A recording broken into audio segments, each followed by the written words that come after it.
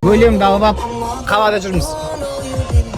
Кезінде бірақ бұл бөлім ешегі бар тұғын, сол ешекке екеуміз мінуге таласатынбыз.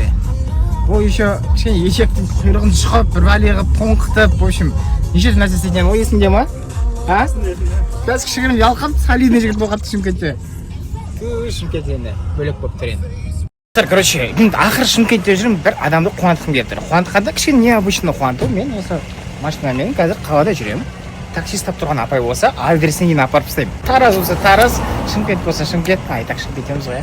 Сөйтіп апарып тастағаннан кейін андай бір роза шоқтарын беретін боламын. Свежий екен, иә? Не жанды. Күн сайын 101 тау гүл берейін деп апай сізге деймін. Если мен еще әнімді сұраймын, если менің әнімді басынан аяғынан дейін білетін болса, 100 000 теңге атамын, короче. В общем, күтіңіздер. Короче, мама пакет заказ берді, да? Сөйтіп мен сұраймын, мына жерде не алып кетейін деп отырсың ба? Ешінші жоқ уже. Сөйтсем, нанды алып кетіп отыр екен, кішкентай. Дәу пакет, бірақ ішінде бір-ақ нан. Қалай былай? Сіздерде мамаларына сүте ма? Сосын үйреніп. Бұл пайдалы нан ғой. Айтшы, қандай нан? Қандай нан? Сен айт. Неден жасалған? Нан? Пешке піскен.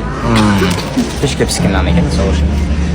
Нанды алып кетіп жүру керек екен. Аға бір жерден екінші жерге барып келу сән ғой. Сен болды ғой, өзімізде. Саштөбеден Бурабай қашып еді, бұл жолы Алматыдан Шымкентке, Шымкенттен Түркістанға, Түркістаннан қайта Алматыға келіп. Аха. Сол 2 күн ғой, демалыс былай қарасаң, өзің үйде жатсаң демалыс өтіп кетеді да. Ал 2 күн 20 күн сияқты өтті. Кәдімгідей әр жаққа барып, эмоция көп болғаннан кейін шығар мүмкін. Өте күшті болды. Стрелкам болды жанында, серік болды. Ана өзім туған жерім ғой, Түркістан. Барып күшті қайттым. Не мақсатта бардыңыздар? Тәуіржанмен бірге барды және құрметті оқырман?